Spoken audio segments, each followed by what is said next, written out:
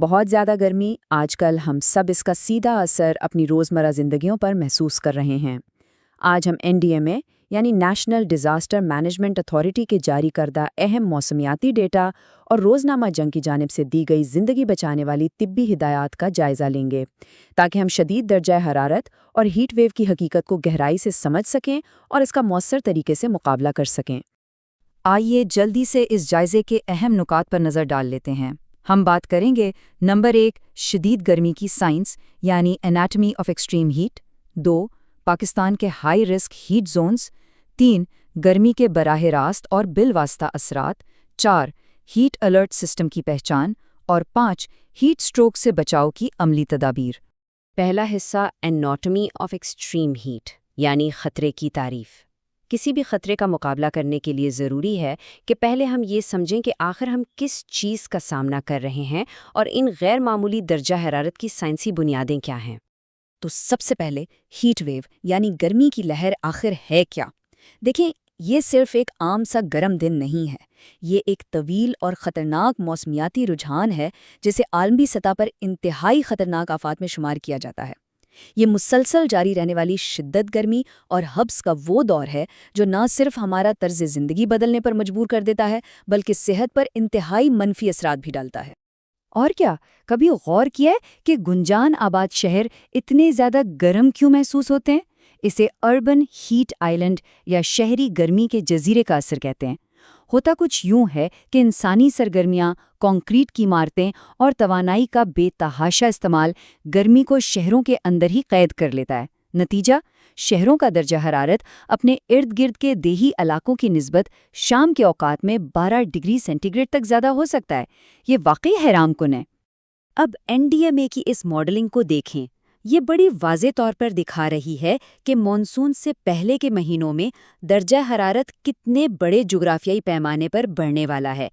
یہ جو پھیلتا ہوا سرخ رنگ ہے نا، یہ خطرے کی شدت کی عکاسی کر رہا ہے، جس کا مطلب ہے کہ گرمی کی لہر ملک کے ایک وسیع حصے کو اپنی لپیٹ میں لے لے گی۔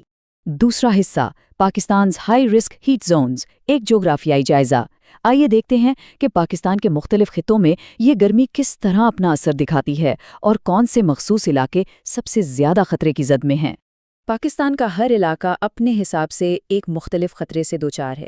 سندھ کے شہروں جیسے جیکب آباد اور لاڑکانہ میں تو پارہ 50 ڈگری سینٹی گریڈ سے بھی اوپر چلا جاتا ہے، جو کہ انسانی بقا کے لیے ایک سیدھا خطرہ ہے۔ دوسری جانب پنجاب کے زرعی مراکز میں فصلوں کی تباہی اور مزدوروں کی صحت کے خطرات منڈلا رہے ہیں۔ بلوچستان کے خشک علاقوں میں کولنگ انفراسٹرکچر کی کمی صورتحال کو مزید جان لیوا بنا دیتی ہے، اور شمال میں گلگت بلتستان اور آزاد کشمیر کے پہاڑی سلسلوں میں بڑھتے ہوئے درجہ حرارت سے گلیشیئرز تیزی سے پگھل رہے ہیں۔ ہر جگہ کا اپنا ایک الگ اور سنگین مسئلہ ہے۔ تیسرا حصہ direct and indirect heat impacts یعنی گرمی کے براہ راست اور بال واسطہ اثرات کا تسلسل۔ فوری محسوس ہونے والی تکلیف سے ہٹ کر یہ انتہائی درجہ حرارت ہمارے معاشرے اور ماحول پر تباہی کا ایک نہ رکنے والا سلسلہ شروع کر دیتا ہے۔ گرمی صرف پسینہ نہیں لاتی، یہ جان لیوا بھی ہو سکتی ہے۔ ذرا ان اعداد و شمار کو دیکھیں۔ سال 2024 کی تباہ کن ہیٹ ویو کے دوران صرف ہیٹ سٹروک کے 2547 کیسز رپورٹ ہوئے اور افسوسناک طور پر 568 انسانی جانیں ضائع ہوئیں۔ یہ فگرز بالکل واضح کرتے ہیں کہ ماحولیاتی تبدیلیاں اب پبلک ہیلتھ کے لیے کتنا بڑا بحران بن چکی ہیں۔ لیکن نقصانات کا دائرہ صرف یہیں تک محدود نہیں ہے۔ ایک طرف تو براہ راست اثرات ہیں، جیسے ہیٹ سٹروک، ڈی ہائیڈریشن، مویشیوں کی ہلاکت اور فصلوں کی تباہی۔ لیکن جو بالواسطہ اثرات ہیں وہ بھی کچھ کم خطرناک نہیں ہیں۔ مچھروں اور کیڑوں سے پھیلنے والی بیماریوں میں اضافہ، پانی کی شدید قلت اور بجلی کے نظام پر حد سے زیادہ دباؤ، یہ سب چیزیں طویل المدتی استحکام کے لیے یکساں طور پر تباہ کن ثابت ہوتی ہیں۔ اور اس کا معاشی پہلو؟ پیشین گوئی کی گئی ہے کہ سال 2050 تک موسمیاتی تبدیلیوں اور شدید گرمی کی وجہ سے گندم اور چاول جیسی اہم فصلوں کی پیداوار میں نمایاں کمی آئے گی۔ اس کا مطلب ہے کہ پاکستان کی معیشت کو تقریباً 19.5 بلین ڈالر کا نقصان اٹھانا پڑ سکتا ہے۔ یہ اس بات کا ثبوت ہے کہ شدید گرمی نہ صرف صحت بلکہ معیشت اور کسانوں کے روزگار کے لیے بھی انتہائی تباہ کن ہے۔ چوتھا حصہ ڈی کوڈنگ دی ہیٹ الرٹ سسٹم یعنی باخبر رہنا۔ خطرے کو سمجھنا اور اس کے معاشی اثرات جاننا تو ٹھیک ہے، لیکن اصل ضرورت ان سرکاری انتباہات کو وقت پر سمجھنے کی ہے تاکہ جان بچائی جا سکے۔ محکمہ موسمیات پاکستان یعنی PMD عوام کو الرٹ کرنے کے لیے درجہ حرارت کی ان مخصوص حدود کا استعمال کرتا ہے۔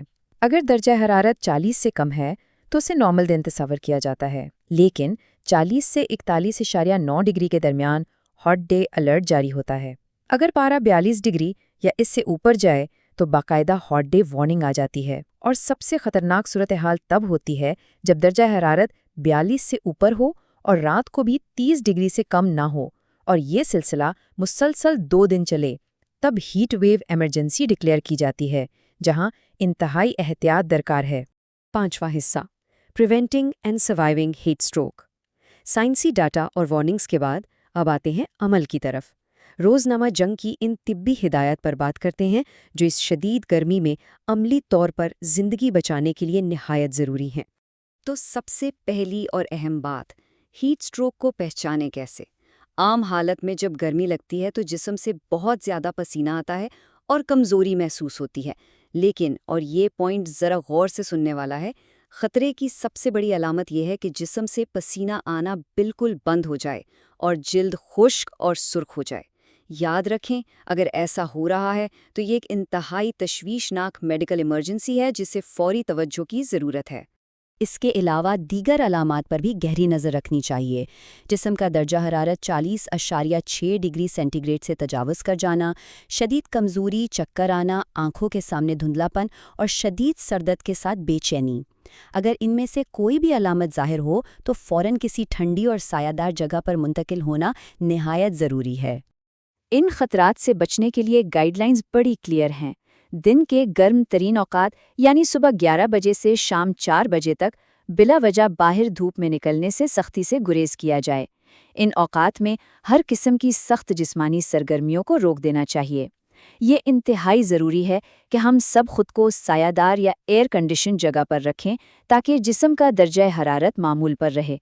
روزمرہ زندگی میں چند چھوٹی لیکن مؤثر تبدیلیاں بڑا فرق ڈال سکتی ہیں۔ پانی اور مائعات کا زیادہ سے زیادہ استعمال کریں۔ چائے، کافی اور میٹھے مشروبات سے پرہیز بہتر ہے، کیونکہ یہ جسم میں پانی کی کمی کا باعث بنتے ہیں۔ ہمیشہ ہلکے رنگ کے اور کھلے سوتی کپڑے پہنیں۔ دھوپ میں نکلتے وقت چھتری کا استعمال کریں اور سر کو ڈھانپ کر رکھیں۔ اور ہاں، پسینے کے ذریعے ضائع ہونے والے نمکیات کو پورا کرنے کے لیے خوراک میں نمکین غذاؤں کو شامل کرنا بھی بہت مفید ہے۔ تو اس جائزے کے اختتام پر ہم اس اہم اور فکری سوال پر پہنچتے ہیں۔ جیسے جیسے تھرمامیٹر کا پارا مسلسل اوپر جا رہا ہے، کیا ہمارا بنیادی ڈھانچہ اس بڑھتی ہوئی گرمی کا کامیابی سے مقابلہ کر پائے گا؟ اگرچہ آج ہم انفرادی سطح پر احتیاطی تدابیر اپنا کر جانیں بچا سکتے ہیں، لیکن سب سے بڑا پہلو یہ ہے کہ مستقبل کے اس شدید گرم ماحول میں ہماری کمیونٹیز، ہمارے شہر اور ہمارا پورا نظام خود کو کیسے تبدیل اور محفوظ رکھے گا۔ ان معلومات پر غور کرنا اور عملی اقدامات اپنانا اب وقت کی اہم ترین ضرورت بن چکا ہے۔ آج کے اس جائزے میں شامل ہونے کا بہت شکریہ۔